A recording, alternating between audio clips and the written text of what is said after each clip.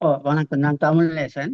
என்னன்னு சொன்னா, பெரும்பாலும் இப்ப சற்று நேரத்துக்கு முன்னால் பேசின நான் நினைக்கிறேன், தோழர் சோலையுறான் நினைக்கிறேன் குரலா பார்க்க அவற்றை நிறைய வாதங்களோட நான் ஒத்து போறேன், உடன்படுறேன்.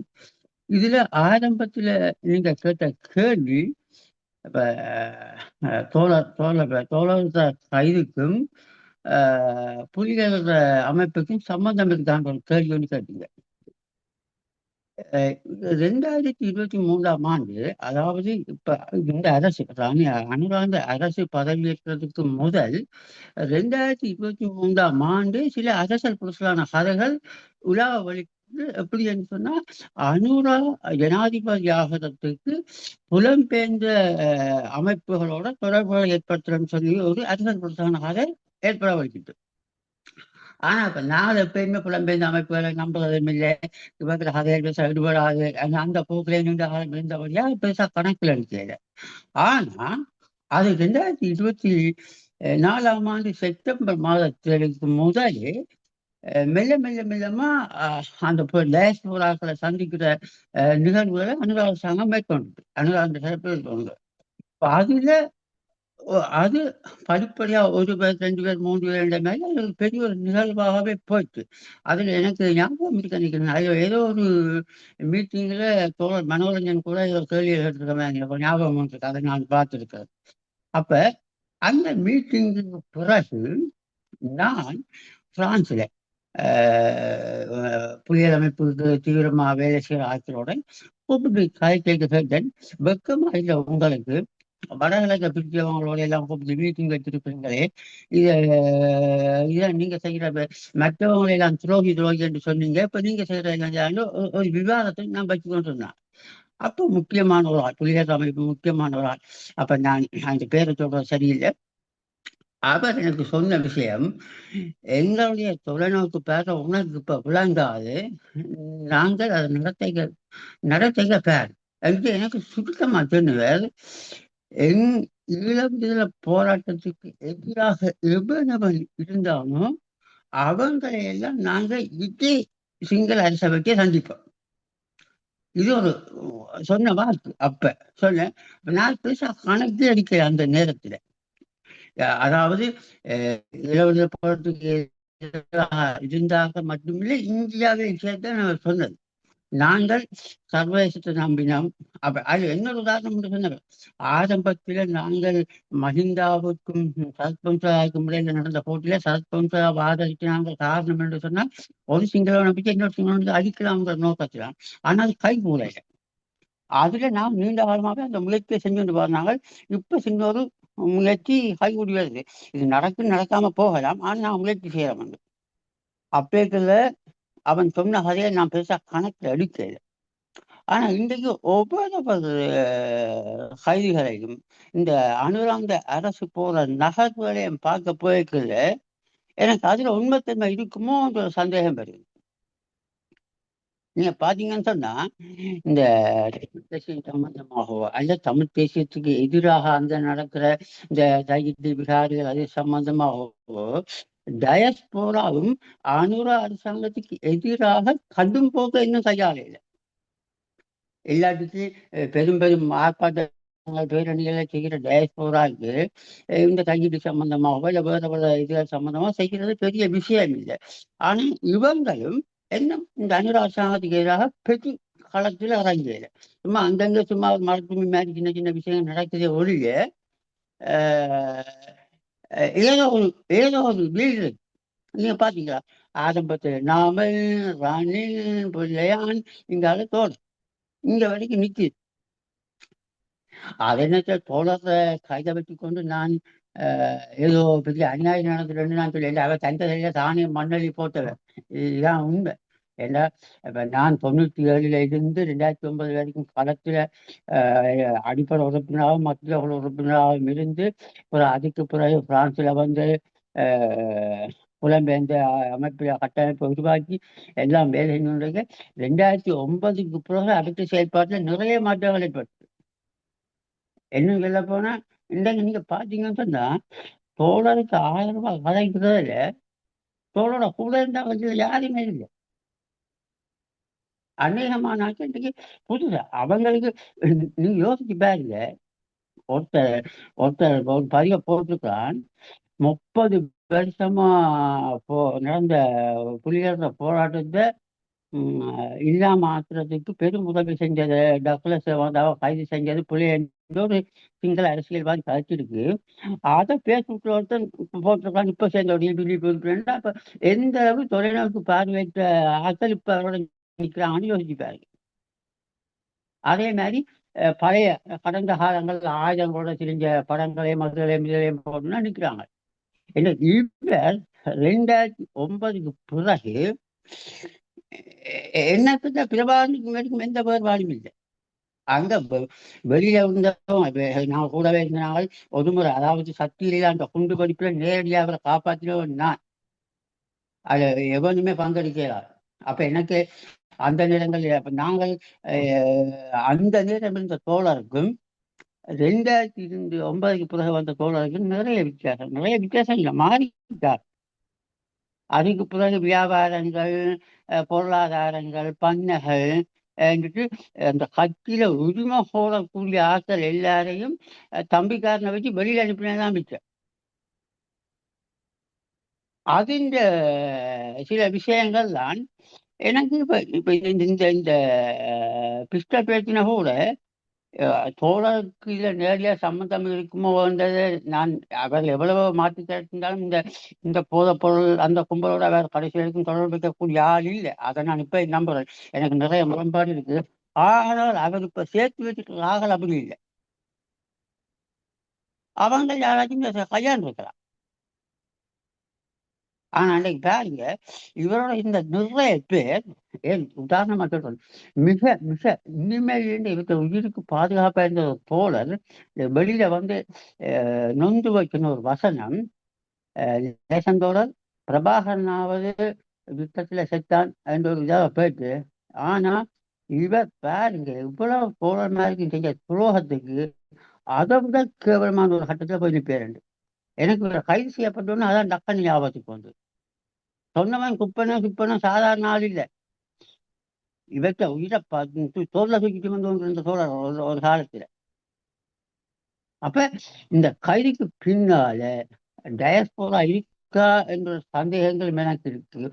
அதே நேரத்துல 2009க்கு பிறகு ஈழப்படுத்த போடுறது எப்படி அவங்களே மண்ணள்ளி போட்டாங்களோ அதே மாதிரி இப்ப இந்த சகல கட்டமைப்புகளையும் மண்ணள்ளி போட்டதையும் இழப்பான். நன்றி, வணக்கம். நன்றி தமிழ் நேசன். நீங்களும் அந்த அமைப்பில் இருந்து அந்த அமைப்பினுடைய அனுபவத்தோடு ஒரு விஷயத்தை சொல்லியிருக்கிறீர்கள். மறுபுறமாக இந்த என்பிபி அரசினுடைய செயல்பாடு சம்பந்தமாக ஒரு சந்தேகத்தை நீங்கள் எழுப்பி சென்றிருப்பீர்கள். அதை நாங்கள் ஆரம்பத்தில் பேசுகின்ற பொழுதும் இது புலிகளை திருப்திப்படுத்துறதுக்கு செய்ததா என்ற கேள்வியை வைத்தோம், அல்லது அது உரையாடுவதற்காக அதை எடுத்தோம். நீங்கள் அது அப்படி அல்ல, அது ஆரம்பத்தில் இருந்தே அது திட்டமிட்டு செயல்பட்ட ஒரு நிகழ்ச்சியினுடைய தொடர்ச்சியா என்கிற சந்தேகத்தை நீங்கள் எழுப்பியிருக்கிறீர்கள். பார்ப்போம். நாங்கள் இதில் அரசியலில் ஆர்வம் எதுவும் கூறிவிட முடியாவிட்டாலும் நீண்ட காலம் அரசியலில் இருந்தவர்கள் என்ற அடிப்படையில் உங்களுடைய அந்த அவதானிப்பும் முக்கியமான ஒரு அவதானிப்பாக இருக்க வேண்டும் என்பது என்னுடைய பார்வை. நன்றி. அடுத்து நான் ராஜேந்திரன் ராமமூர்த்தி, முன்னாள் பிடிபி அமைப்பின் முக்கிய உறுப்பினரும் பாராளுமன்ற உறுப்பினராகவும் இருந்து அதிலிருந்து வெளியே வந்தவர். அவருக்கு நான் அனுமதி கொடுக்கிறேன். ராமமூர்த்தி, நீங்கள் மைக்கை அன்மியூட் பண்ணலாம். கேமரா வேணுமெண்டா கேளுங்க, கேமராக்கு அனுமதி தான்.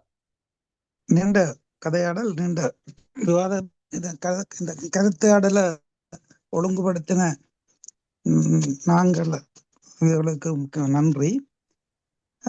இதுல நாங்கள் தோழர் இப்ப ஒரு இடதுசாரி பார்வையில ஸ்ரீரங்கன் ஒரு சில கருத்துக்களை சொன்னார். அவர் இதே அடிப்படையில தான் நானும் அந்த இபிஆர்ல இருந்து ஐபிகே காலத்துல இருந்து மண்டபத்துக்கு போயிட்டு 90ல இதே நம்பிக்கையோட தான் நானும் மதன் வந்து கேட்கிற போது சரி என்று சொல்லி போய் தீவுப்பதியிலே ரெஸ்க் எடுக்க எனக்கு கொழும்புல அவ்வளவு வசதி வாய்ப்போடையும் கொழும்புல இருக்க சொல்ல நான் விரும்பித்தான் நானும் அதுல விரும்பி போனதுல நானும் நிக்சனும் சில தோழர்கள் தான் மிச்சம் எல்லாம் கட்டாயமாக வேற வழி இல்லாம அனுப்பப்பட்டவர்கள். அதுல நான் நிச்சயம் விரும்பி போய்த்தான் அந்த சூழல்ல நாங்கள் மாற்றி 1000க்கு சொச்ச பேருக்கு பொறுப்பு கூறக்கூடிய நிலையில இருந்து இன்றைக்கு அதே அமைப்பால அவ்வளவு பழியையும் திசை திருப்புறதுக்காக இனமொன்றின் குரல் என்ற பேரில வேற ஒரு யூடியூப் வடிவத்திலையும் கதையாடல்களும் பரப்புரைகளும் செய்து கொண்டு இன்றைக்கு அந்த பெயரோடையும் நாங்கள் விவாதங்களுக்கு முகம் கொடுக்க வேண்டிய சூழலோடையும் வாழுகிறோம் என்று சொல்லிக்கொண்டு, ஆனாலும் எனக்கு தனிப்பட்ட ரீதியில இங்க நான் பட்ட அவலங்கள் பிரச்சனைகளை ஓரளவுக்கு ஜோராசா சொல்லி இருக்கிறார். அவரோட நான் கொழும்புல ஒரு 2 நாள் தான் அவரை சந்திச்சினான். பிறகு 25 வருடம் 20 வருடங்களுக்கு பிறகு சென்ற வருடம் ஒரு செத்த வீட்டுக்கு போன போது பிரான்ஸ்ல சந்திச்சது. அதோட அவருடைய அரசியல் நாங்கள் பயணிக்கிறோம். ஆனா இந்த அடிப்படையில் எனக்கு தனிப்பட்ட ரீதியிலையோ அல்லது இப்பயும் சொல்றேன், எனக்கு தனிப்பட்ட ரீதியிலையோ அல்லது தனிப்பட்ட பார்வையிலையோ எந்த தாக்கத்தையும் செலுத்துவதற்கோ அல்லது நான் எந்த அடிப்படையிலையும் இல்லை. எனக்கு என்னுடைய பார்வை இடதுசாரி பாரம்பரியத்துல இடதுசாரி சூழல்ல எனக்கு வகுப்படுத்தப்பட்ட இபிஆர்எஃப்ல நாபாட தலைமைக்குள்ளால வந்த சில நிகழ்வுகளை நான் அதுக்குள்ளால நான் உள்வாங்கப்பட்டதுக்குள்ளால நான் இன்று மட்டும் எனக்கு சரியண்டப்பட்ட பாதையில் எனக்கு சரியண்டப்பட்ட கோணத்தில் நான் பயணிக்கிறேன். அதுல கடந்த காலங்களில் நான் செய்த தவறுண்டோ அல்லது அதுகளுக்கு நான் விமர்சனம் இல்லை அது புலையண்டோ நான் அந்த காலத்துல அந்த சூழல்ல நாங்கள் ஒரு பட நடவடிக்கைகள் எடுக்க அதுல சரி தவறுகள் எல்லாம் நடந்திருக்கிறது என்றது அந்த சூழலுக்கு ஏற்ற சூழலை கதைக்க வந்தால் நாங்கள் அதை பற்றி கதைக்கலாம். ஆனால் இந்த சூழல்ல இப்ப இன்றைய சூழல்ல நான் இதுக்கு பிறகும் இந்த இடதுசாரி இது இப்ப ஸ்ரீரங்கன் காலத்துக்கு காலம் சில விவாதங்களை கிளப்புறதுக்காக கூடி அவர் சில வடிவங்களை மாற்றி சில கருத்தாடல்களை சொல்லுவார்ன்றது எனக்கு அவரோட நான் பயணிக்கிற போது நீண்ட பயணம். அவர் நீண்ட ஒரு தத்துவ விவாதங்களை செய்யக்கூடியவர். அவர் சிடையடையாக சில விஷயங்களை சொல்லுவார். அதுதான் நான் இதையும் பார்க்கிறேன். சிலையடையாக சொல்லிட்டு போகிறாரா என்றால் இபிஆர்எஃப்க்குள்ள நான் பார்த்த ஒரு எளிமையாக இதுவாக வாழ்த்தவர் நாபாவை கூட நான் முரண்பட்டு கொண்டுதான் இபிடிபிக்கு உருவாகிறதுக்கும் இபிடிபி டக்ளஸோடையும் போனேன். ஆனால் அந்த வரலாறு இன்று மட்டும் மாறி மீண்டும் என்னை நாபாவை நோக்கி நகர்த்தி இருக்கிறது, அந்த சிந்தனையை நோக்கி நகர்த்தி இருக்கிறது என்றதையும் நான் இங்க கோடிட்டு காட்டுகிறேன். ஏனென்று சொன்னால் நான் வாழ்ந்திருக்கிறேன். மற்றவர்கள் எல்லாம் கதையாத்தான் கேட்டிருக்கிறார்கள் அல்லது அவர்கள் ஒரு இந்த சூழலுக்குள்ள 1 வருஷம் 2 வருஷம் பயணிச்சாக்களோ தெரியாது. நான் 20 வருடம் நானோ நிக்சனோ 20 வருடத்துக்கு மேலாக 90ல இருந்து 2003க்கு பிறகுதான் அதுவும் உள்சூழலுக்குள்ளாலதான் நாங்கள் இருக்க முடியாத என்ற சூழலுக்குள்ளாலதான் நாங்கள் எங்களை பாதுகாத்துக் கொள்வதற்காக யூரோப்பிய நாடுகளை போன்ற நாடுகளுக்கு வருகிறோம். ஆகவே நீங்கள் வெளியில இருந்து பார்க்கிற இடதுசாரி சூழல் அல்லது இடதுசாரி பார்வை அவங்களுக்கு மேல கட்டமைக்கப்பட்ட எளிமை அங்கே உள்ளுக்குள்ளே அப்படி இல்லை என்றதை நாங்கள் சாட்சியங்களாக நிறுவனத்துக்கு யார் வந்தாலும் விவாதம் செய்யறதுக்கு நாங்கள் தயாராக இருக்கிறோம். இதுல முதலாவது கடந்த காலத்துல புலிகளுக்கு எதிராக ஆயுதம் தூக்குற போனும் புலிகள் ஒரு பாசிச போக்கு அதுக்கு முற்றுமுழுதாக நாங்கள் களம் ஆட வேணும்ன்றதுல மனப்பூர்வமாகத்தான் நாங்கள் அதில் செயல்பட்டோம். அதுல எந்த வித மாற்று கருத்தும் இல்லை. அதுக்கு பிறகு இடதுசாரி சூழல் இந்த 2016 2009க்கு பிறகு இந்த இடதுசாரி சூழலை நோக்கி நகர்ந்திருக்க வேணும், அது நகர இல்லை என்ற அந்த ஆதங்கமும் அந்த கோபமும் தான் இன்று மட்டும் நாங்கள் களமாட வேண்டிய சூழலும் இருக்கிறது என்றதையும் நாங்கள் இதை தெரிவித்துக் கொள்கிறோம். என்றால் எப்ப இந்த அரகல போராட்டம் இருந்தோ அப்பதான் நான் மனோரஞ்சன் தோழர் ஜோகராசா போன்றவர்கள் எல்லாம் ஒரு கருத்தாடலுக்குள்ளால்தான் ஒன்றிணைகிறோம். இந்த கருத்தாடல் ஜேம்ஸ் தோழரை கூடி எல்லாரும் இதுல இருக்கிற ஜேம்ஸ் தோழரா எல்லாருமே வந்து நாங்கள் இந்த அரகல போராட்டத்துக்கு பிறகுதான் நாங்கள் ஒரு சூ மீட்டிங் அது கிளப் ஹவுஸ் அதுகளுக்குள்ளால ஒரு கருத்து சூழலுக்குள்ளால ஒன்றிணைகிறோம்.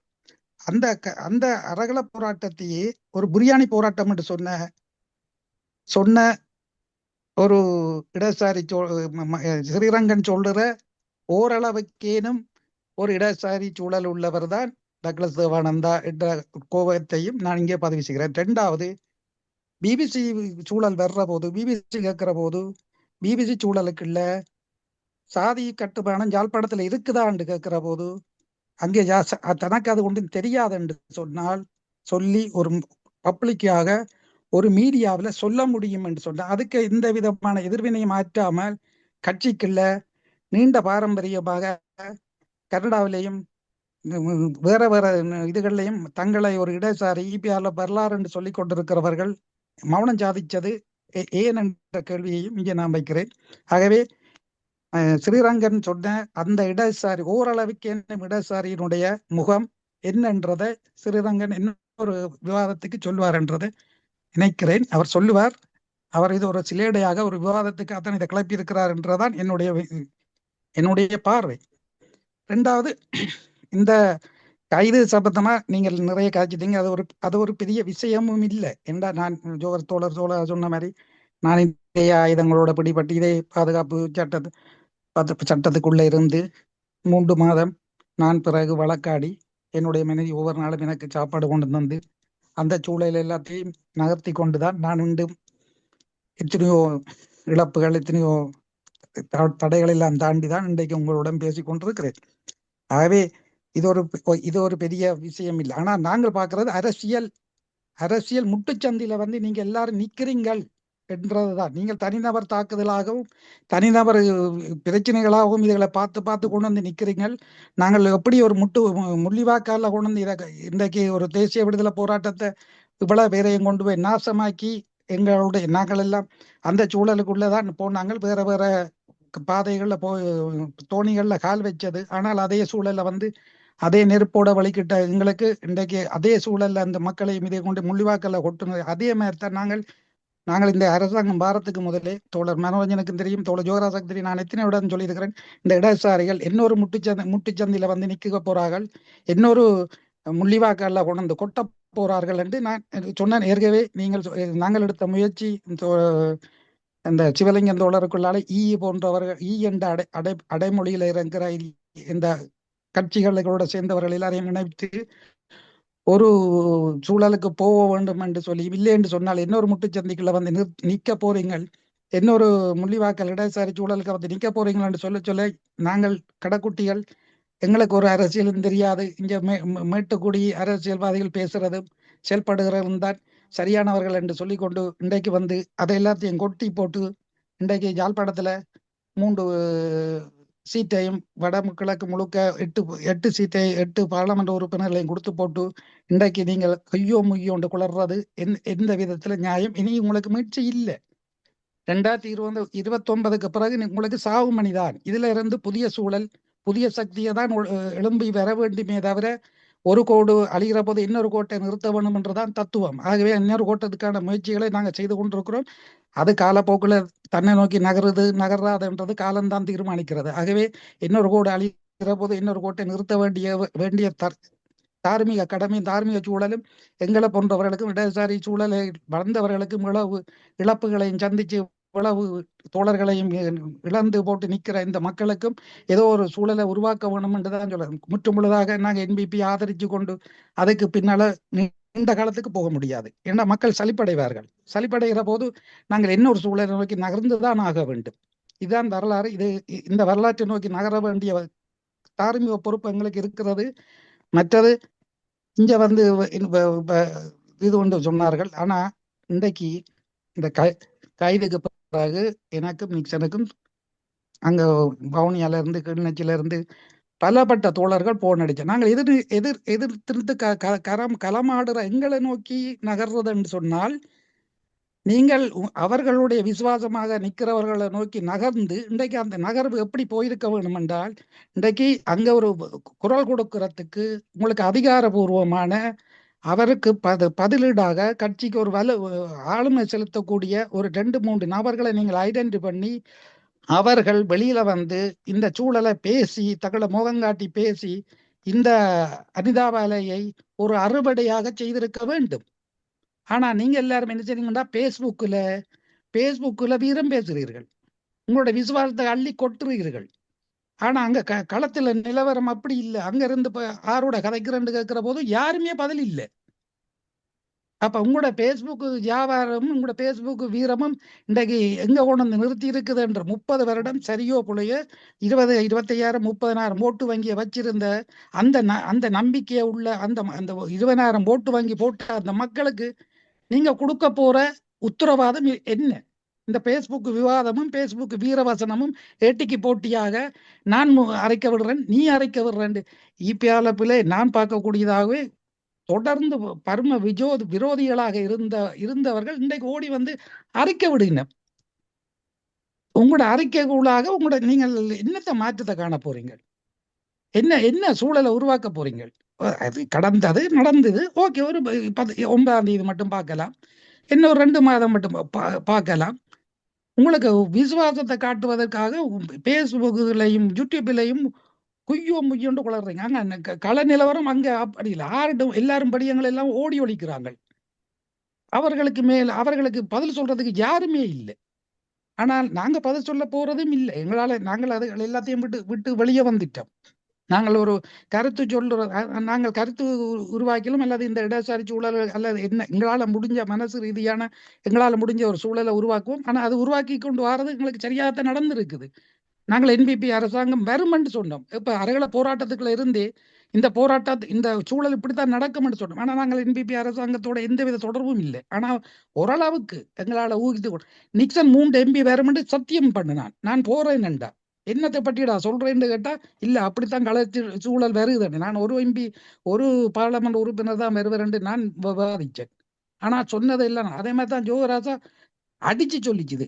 பிள்ளையானம் டக்ளஸும் இந்த முறை பார்லமெண்டத்துல போக மாட்டேன் நம்பிக்கிறேன். நான் அதுல தடுமாறினேன். இல்ல இந்த கட்டுமானம் இவ்வளவு சொத்துக்கள் எல்லாம் இருக்குது, அவர் கட்டாயம் பார்லிமெண்ட்டுக்கு போவார் என்றார். ஆனால் அவர்களுடைய தீர்க்க தரிசனம் இதுவும் யதார்த்தமாகவும் இன்றைக்கு சரியாகவும் தான் இருக்குது. ஆகவே நீங்கள் உங்களோட குய்யோ முய்யோ இல்ல குறையில விட்டு போட்டு புதிய சூழலையும் புதிய சிந்தனையை நோக்கி நகருங்கள். அல்லது நகர்றதுக்கான வழியை விட்டு போட்டு 2029 இந்த குய்யோ முய்யோ இந்த அரசியல்வாதிகளோட எல்லாருக்கும் சாவு மணி. புதிய சூழல், புதிய சிந்தனை, புதிய இதுகளை நோக்கித்தான் நகர வேணும். நகர வேண்டும் என்றில்ல, நகரத்தான் போகுது. அதையும் பார்க்கத்தான் போறோம் என்று கூறிக்கொண்டு தோழர் நன்றி. என்னுடைய பேச்சை முடித்துக் கொள்கிறேன். நன்றி ராமமூர்த்தி. நீங்கள் ஈழ மக்கள் புரட்சிகர விடுதலை முன்னணியில் இருந்து பின்னர் EPDPயில் இணைந்து பாராளுமன்ற உறுப்பினராக இருந்து அந்த பாராளுமன்ற அதே கட்சியினுடைய அச்சுறுத்தல் இருந்து உயிர் தப்பி வழியிலே வந்து இன்று பேசுகின்றீர்கள். நன்றி. நீங்கள் சில முக்கியமான விடயங்களை சொல்லியிருக்கிற ஒன்று, இந்த அரசியல் ரீதியாக ஒரு கட்சி அதனுடைய கொள்கை செயல்பாடுகள் செல்லா காசாகி போகின்ற பொழுது, புதிய அரசியல், புதிய அமைப்புகள், புதிய தேவை வருகின்ற பொழுது மக்கள் அதை உருவாக்குவார்கள். அது இயல்பாக சமூகத்திற்குள் உமிழ்ந்து விடப்படும் என்பதை நீங்கள் சொல்லியிருக்கிறீர்கள். அது அடிப்படை இயங்கியல். அதற்கு EPDPயும் விதிவிலக்கல்ல, தமிழ் அரசியல் கட்சிகளும் விதிவிலக்கல்ல. அது மட்டுமில்லை, இலங்கையினுடைய ஒட்டுமொத்த அரசியலை நீங்கள் பார்த்தாலே தென்னிலங்கையிலே மிக பெரிய கட்சிகள் எல்லாம், நாட்டை ஆண்ட பெரும் கட்சிகள் எல்லாமே செல்லா காசாகி போகின்ற நிலை உருவாகி இருக்கின்றது. அவர்களுக்கிடையே ஒரு பொது எதிர்கட்சியாக ஒரு பொது தலைவரை நிப்பாட்டுவது கூட மிகச் சிரமமாக இருக்கிறது. அவர்களுடைய தனி மனித வழிபாடு, நாமலா, சஜித்தா, ரணிலா என்ற தனி மனிதர்களை நம்பி அங்கே மக்கள் போவதற்கு தயாராக இல்லை. மாறாக தமிழ் சமூகத்திற்குள் தனிநபர்களை நம்பி அவர்கள் மீதே தங்களுடைய அரசியல் செயற்பாடுகள், சமூக கருத்துக்கள் அனைத்தையும் முதலீடு செய்கின்ற ஒரு மிக பிற்போக்கான நிலப்பிரபுத்துவ அரசியல் சூழல் எப்படி வந்தது என்பது ஒரு மிகப்பெரிய கேள்வி. தந்தை செல்வா, தளபதி அமிர்தலிங்கம், தலைவர் பிரபாகரன், தோழர் தேவா, கிழக்கிலே பிள்ளையா, இப்படியாக தனி மனிதர்களை நம்பி தங்களுடைய ஒட்டுமொத்த அரசியலையும் முதலீடு செய்கின்ற ஒரு மிக பிற்போக்கான ஒரு போக்கின் வளர்ச்சி தான் இன்றைக்கு இப்ப நீங்க சொன்ன அங்கே பேசுவதற்கு யாரும் இல்லை. 2009 மே 18ஆம் தேதிக்கு பின்னால் வான்படை, கடற்படை, தடற்படை, நிர்வாகம், போலீஸ், தமிழீழ நிர்வாகம் என்ற எல்லா கட்டுமானங்களையும் வைத்து நிழல் அரசு அல்ல, சமாந்தரமாக இலங்கை அரசுக்கு சமாந்தரமாக அரசு நடத்தின ஒரு அமைப்புக்கு கூட மே 18ஆம் தேதிக்கு பின்பு அந்த கொள்கையை கொண்டு போவதற்கு எவரும் இல்லை என்கின்ற நிலை. சூரிய தேவனின் மீதே தங்களுடைய சுய புத்தியையும் அடகு வைத்த ஒரு சமூகமாகத்தான் நாங்கள் இருந்திருக்கிறோம். அந்த போக்கு மாற்று அரசியலுக்குள்ளும் தொடர்ந்தது. அதை அப்படியே நடத்தி செல்ல வேண்டும் என்பதுதான் டக்ளஸ் தேவானந்தாவினுடைய விருப்பமாக இருந்தது. அவருடைய காலகட்டத்தில் மாற்று அரசியலுக்கு அவர் தலைமை கொடுத்தாரா, மாற்று அரசியல் சக்திகளை அவர் சேர்த்தெடுத்தாரா, சமூகத்திற்குள் இருந்த அந்த ஒடுக்கப்பட்ட சமூக ரீதியாக, பொருளாதார ரீதியாக, அரசியல் ரீதியாக இருந்த மாற்று சக்திகளை அவர் ஒரு குடையின் கீழ் கொண்டு வருவதற்கான விஷன், தொலைநோக்கு அவருக்கு இருந்ததா என்ற கேள்விகளைத்தான் தமிழ் நேசன் எழுப்பிய கேள்வியிலும், இப்பொழுது ராமமூர்த்தி அவர்கள் மிகவும் உணர்ச்சிகரமாக பேசுகின்ற விடயத்திலும் நான் அதை பார்க்கின்றேன்.